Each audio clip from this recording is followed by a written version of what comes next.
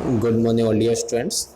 I am Harshal Vishwakarma, and today I will discuss the chapter named "The Sound of Music." The sound of music is the first part of sound of music, and in the previous lecture I have already explained to you about that how did she start to hear. जो Evelyn Glenny थी उसने कैसे सुनना start किया, कैसे उसने अपनी life में किस टाइप की प्रॉब्लम्स और कैसे क्या क्या चीज़ें उसने फेस की, और उन सभी चीज़ों को फेस करने के बाद फाइनली उसने डिसीजन लिया कि हाँ मैं अपनी लाइफ को सिर्फ म्यूज़िक में ही बनाऊंगी। जैसे कि हम लोग क्या करते हैं, अपनी लाइफ को सोच लेते हैं नहीं मैं ये नहीं कर पाऊंगा और मैं नहीं कर पाता हूँ। सिंपली यही होता है, हम लोग यही सोचते हैं कि अगर मैंने ये काम सोच लिया तो नहीं होता। जैसे आप भी किसी काम को करने के लिए कहीं पर जा रहे हैं और आपने सोच लिया कि ये काम नहीं होगा, तो 99% केसेस ऐसे बन जाते हैं कि वो वर्क नहीं हो पाता है स्टूडेंट। तो आई थिंक थोड़ा सा आपको समझ में आया होगा। तो जितने स्टूडेंट्स ने हमारा प्रीवियस लेक्चर इसका नहीं देखा हुआ है, लिंक मैंने डिस्क्रिप्शन में मैं अपडेट कर दूँगा, तो आप लोग देख लीजिएगा जो मैंने प्रीवियस लेक्चर एक्सप्लेन किया हुआ था। तो जो प्रीवियस लेक्चर था उसके बारे में थोड़ा सा मैं आपको पॉइंट ऑफ व्यू बता देता हूँ। जो एवेलिन थी इस बात को नहीं छोड़ने वाली थी कि भले ही वो सुन नहीं पाती, लेकिन उसने क्या किया, अपनी जो लाइफ है उसको बहुत ही नॉर्मल तरीके से बहुत ही नॉर्मल तरीके से लीड करने का डिसीजन ले लिया, और उसने कहा अपना जो इंटरेस्ट है म्यूज़िक के लिए उसने कंटिन्यू रखा। वन डे एक दिन क्या होता है कि वो एक लड़की को नोटिस करती है जो जाइलोफोन बजा रही थी, और वो उसी टाइम पर डिसाइड करती है कि हाँ वो भी उसी बजाना चाहती थी। कौन? Evelyn Glenny. Most of the teacher, जो उसके बहुत सारे टीचर थे, उन्होंने उसको क्या किया, उसको डिस्करेज कर दिया कि नहीं तुम ये नहीं कर पाओगी। लेकिन जो परकशनिस्ट थी रैन फोर्ब्स, उसने क्या किया, उसके जो पोटेंशियल था उसके पोटेंशियल को पहचान लिया, उसकी जो क्वालिटी है उसको पहचान लिया। He begin to tuning by large drums. अब उसने क्या किया, बहुत ही डिफरेंट दो नोट्स की वजह से डिफरेंट तरीके से उसको महसूस करने की उसने डिसीजन लिया। कैसे करती थी वो?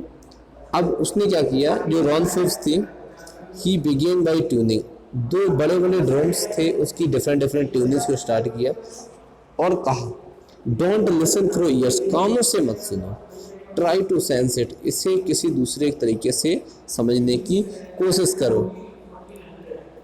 सीज एवेलिन, और एवेलिन कहती है सडनली आई रियलाइज्ड, और तभी मुझे उस टाइम पर मैंने फील किया, I could feel the higher drum, कि मैं जो हायर ड्रम था उसको मैं अपनी जैसी वेस्ट अप होती थी उससे मैं अब फील करती थी, और जैसे ही जो ड्रम था वो लोअर होता था उससे मेरी चेस्ट डाउन हो जाती थी। तो मुझे लगा कि हाँ वो चीज़ कहीं ना कहीं वाइब्रेट कर रही है, और उससे मैं अपने आप की जो म्यूज़िक उसको आगे कंटिन्यू कर पाऊंगी। तो फोर्स ने क्या किया, उसी एक्सरसाइज को रिपीट किया, और जल्दी से ही क्या हुआ, एवेलिन ने इस बात को पता लगा पाई कि कैसे अपनी बॉडी के डिफरेंट पार्ट से वो पर्टिकुलर जो म्यूज़िक की जो थीम थी, म्यूज़िक की जो वाइब्रेशंस थे उसको फील कर पा रही थी।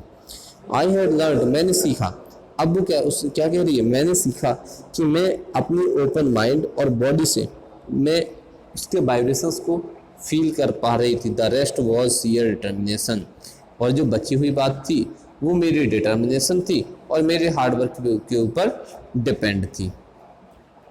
अब जो एवेलिन ग्लेनी थी उसने कभी भी अपने आप को वापस लौट कर नहीं देखा। मीन्स वो आगे बढ़ती जा रही थी तो वो आगे बढ़ती गई, उसने कभी भी ये नहीं सोचा कि नहीं वो क्या कर पाएगी या नहीं कर पाएगी, और वो कंटिन्यूसली अपनी लाइफ में आगे बढ़ती रही। She toured the United Kingdom with orchestra, जो ऑर्केस्ट्रा टीम होती है उसकी यूनाइटेड किंगडम के लिए वो गई। एंड बाय द टाइम, और उस टाइम पर उसकी एज कितनी थी, 16 एज की थी। He had decided to make her life, अब उसने क्या किया, वो अपनी लाइफ को म्यूजिक में बनाने के लिए डिसाइड कर चुकी थी। अब उसके बाद उसका ऑडिशन हुआ। जो ऑडिशन क्या होता है, जो परफॉर्मेंस को शो कराई जाती है कि हाँ वो उसके लिए आगे जाएगी या नहीं जाएगी, तो डायरेक्टर वहाँ पे डिसाइड करता है कि उसकी जो परफॉर्मेंस है वो अच्छी है या नहीं है।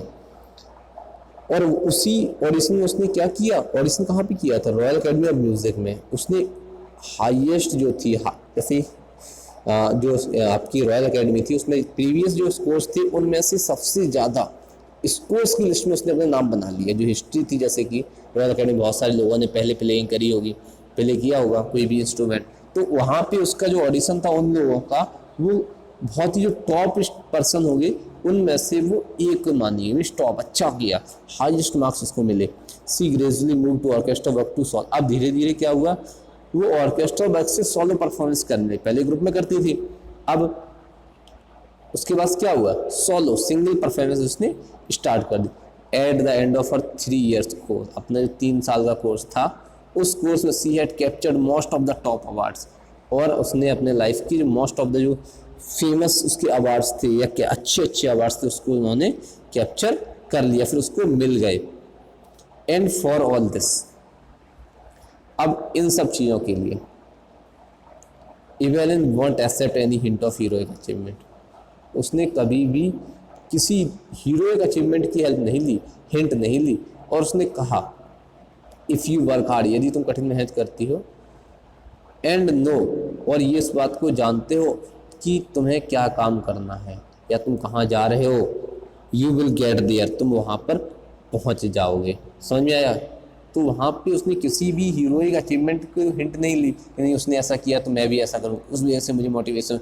वो खुद कहती थी कि अगर तुमने ये सोच लिया है, तुमने कठिन मेहनत की है और तुम्हें इस बात के लिए पता है कि तुम्हें कहाँ जाना है, तुम वहाँ पर अपने आप पहुँच जाओगे student. And she got right to the top, और तुम उसी जगह के सबसे टॉप स्टैंड पर पहुँच जाओगे। The world's most sought after multi percussionist. अब जो मल्टी परकुशनिस्ट थे, मल्टी परकुशनिस्ट क्या होता है, जिन लोगों के अंदर डिफरेंट क्वालिटीज़ हों और एक ही पर्सन के अंदर quality with a mastery of some 1000 instrument. अब धीरे धीरे क्या हुआ, उसने दुनिया भर के बहुत सारे जो इंस्ट्रूमेंट्स थे उनको बजाने की क्या क्वालिटी, मैस्ट्री में होता है क्वालिटी, या उनमें अपनी एक टाइप से कैपेबिलिटी, जो कैपेबिलिटी थी, कैपेसिटी थी उसकी या फिर एबिलिटी थी, वो सभी में अच्छी हो गई। एंड हैक्टिक इंटरनेशनल शेड्यूल, और इंटरनेशनल शेड्यूल्स में उसने अपने आप को फेमस कर लिया। नेक्स्ट,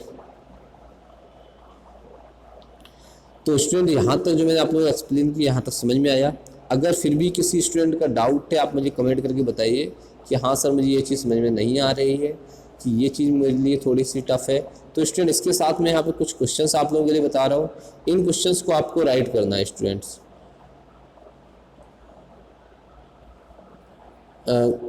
अगर आप लोग चाहें तो ये जो क्वेश्चंस हैं ये आप लोगों के लिए ही अच्छे क्वेश्चंस, याद रखिएगा।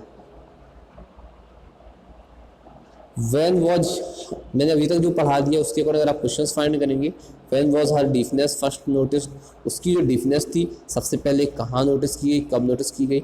When was it confirmed, और ये कब कंफर्म करी गई।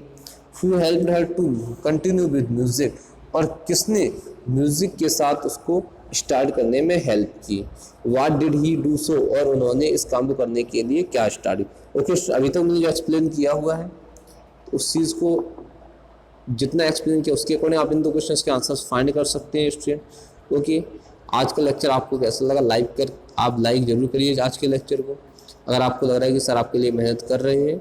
नेक्स्ट, अगर आपको लग रहा है कि ये चीज़ें आपके दूसरे फ्रेंड्स को भी पता चलनी चाहिए, एटलीस्ट वीडियो को शेयर जरूर करें। Okay students, thanks for watching.